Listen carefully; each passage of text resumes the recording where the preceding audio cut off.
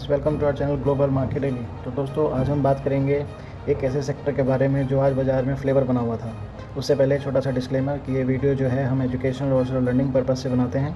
इसमें किसी भी तरह का हमारा कोई इंटेंशन नहीं है कि देखने वाला या क्लाइंट किसी भी तरह की इन्वेस्टिंग एक्टिविटीज़ के अंदर इन्वॉल्व हो। अगर आपको अपना कोई फाइनेंशियल इन्वेस्टिंग करनी है तो आप अपने फाइनेंशियल एडवाइज़र से पहले ज़रूर बात करें। तो दोस्तों, शुरू करते हैं। उससे पहले हम थोड़ा सा आज निफ्टी और बैंक निफ्टी में किस तरह का मूवमेंट है उसके ऊपर बात कर लेते हैं। तो आज महीने का आखिरी दिन 30 मई 2025। निफ्टी आज एक बहुत छोटे ही रेंज बाउंड में ट्रेड करती नजर आई, 70-80 पॉइंट की रेंज में। ऊपर खुली तो एक टॉप बनाया, उसके बाद 70-80 पॉइंट की रेंज में ही घूमती रही। वहीं बैंक निफ्टी ने एक लास्ट के 2 घंटे में एक अच्छा रिबाउंड दिया और उसके पीछे एक बहुत बड़ा कारण था PSU बैंक इंडेक्स। तो दोस्तों, PSU बैंक इंडेक्स आज मार्केट में एक बहुत अच्छा फ्लेवर बन के नज़र आया, जो 3% की तेज़ी के साथ बंद हुआ। वहीं निफ्टी बैंक को सपोर्ट मिला, सेंटिमेंट सुधरा और निफ्टी बैंक 200 पॉइंट प्लस बंद हुआ। और वहीं निफ्टी जो है वो 80 पॉइंट माइनस बंद हुआ। और सबसे ज़्यादा गिरने वाले इंडेक्सेस के अंदर मेटल इंडेक्स था, जो 158 पॉइंट गिर के बंद हुआ। और विक्स भी हमारा थोड़ा कूल ऑफ हुआ। IT इंडेक्स भी 1% के आसपास गिरा। ऑटो इंडेक्स भी 1% के आसपास गिरा। CPSC इंडेक्स भी 1% के आसपास गिरा। ऑलमोस्ट बाकी सभी इंडेक्स जो हैं वो आधे से 1% के आसपास गिरते हुए नज़र आए। तो दोस्तों, आज का जो टैग है वो यही है कि सरकारी बैंक या प्राइवेट बैंक, इन दोनों में बादशाह कौन है। तो दोस्तों, PSU बैंक इंडेक्स जो है 3% की तेज़ी के साथ आज चला और उसके पीछे सभी बैंक, बड़े बैंक जितने सरकारी बैंक थे, सबका कंट्रीब्यूशन आया। SBI 2% चला, bank of Baroda 3%, PNB, bank of India, union bank, सब में बहुत अच्छी तेज़ी 3 से 5% तक की तेज़ी नज़र आई है। तो ऐसा क्यों हुआ? ऐसा इसलिए हुआ दोस्तों कि एक रिपोर्ट आई है। उस रिपोर्ट के हिसाब से PSU बैंक में रिकॉर्ड प्रॉफिट बने हैं 2025 में। वो किस तरह से हैं कि सरकारी बैंकों में 1,83,000 करोड़ के प्रॉफिट बने हैं और निजी बैंकों में 1,87,000 करोड़ के प्रॉफिट बने हैं। सरकारी बैंकों में ये प्रॉफिट में उछाल 26% का YOY बेसिस पे देखा गया है और निजी बैंकों में यही उछाल सिर्फ 7% का देखा गया है।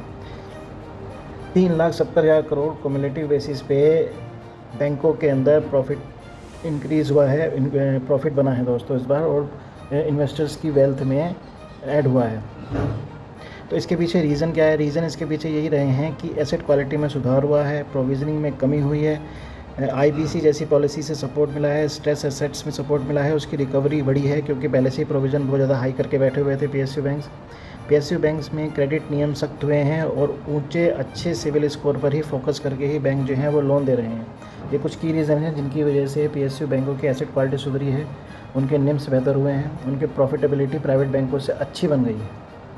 साथ ही साथ अगर हम बात करें कुछ बैंकों के मुनाफा कंपैरिजन करें तो दोस्तों, Q1 2025 यानी कि अप्रैल टू जून 2024-25 फाइनेंशियल ईयर में जहां 41,928 करोड़ का PSU बैंक प्रॉफिट पोस्ट करे था, वहीं Q4 2025 में FY 2024-2025 में ये प्रॉफिट बढ़ के 50,424 करोड़ हो गया।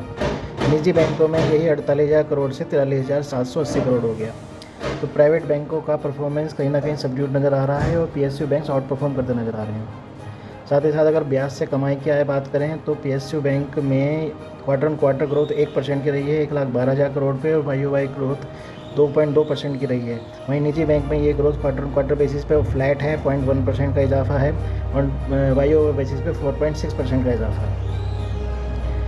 बैंकों के नेट NPA की बात करें तो PSU बैंक जहां 3% का नेट NPA जनवरी टू मार्च 2024 में रिपोर्ट कर रहे थे, वहीं ये 2024-25 फाइनेंशियल ईयर में 0.5% पर आ गए हैं। और निजी बैंक जो हैं 0.97% से 0.52, ये एक एवरेज मेंटेन करके चल रहे हैं 0.5 से 0.9% का। तो एक ड्रास्टिकल इम्प्रूवमेंट देखने को मिला है PSU बैंक की नेट NPA यानी कि एसेट क्लास के अंदर 3% से घट के 0.5% पर आ गए हैं। साथ ही साथ एक आर्टिकल छपा है दोस्तों मनी कंट्रोल पे, रुचि जैन जो हैं vice president technical research Motilal Oswal के, उनका भी यही कहना है कि तो PSU सेक्टर बैंक जो है इसके अंदर बैंक इंटरेस्ट देखा जा रहा है।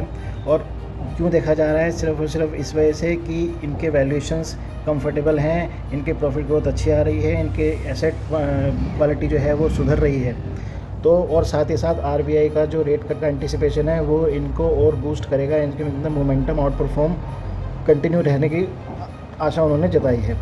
साथ ही साथ क्रांति बेथनी डायरेक्टर जो हैं equity strategy at wealth mills के, उन्होंने बोला है कि फेवरेबल वैल्यूएशन से पब्लिक सेक्टर बैंक की और इसके अंदर फर्दर बैंक इंटरेस्ट भी देखने को मिलता रहेगा।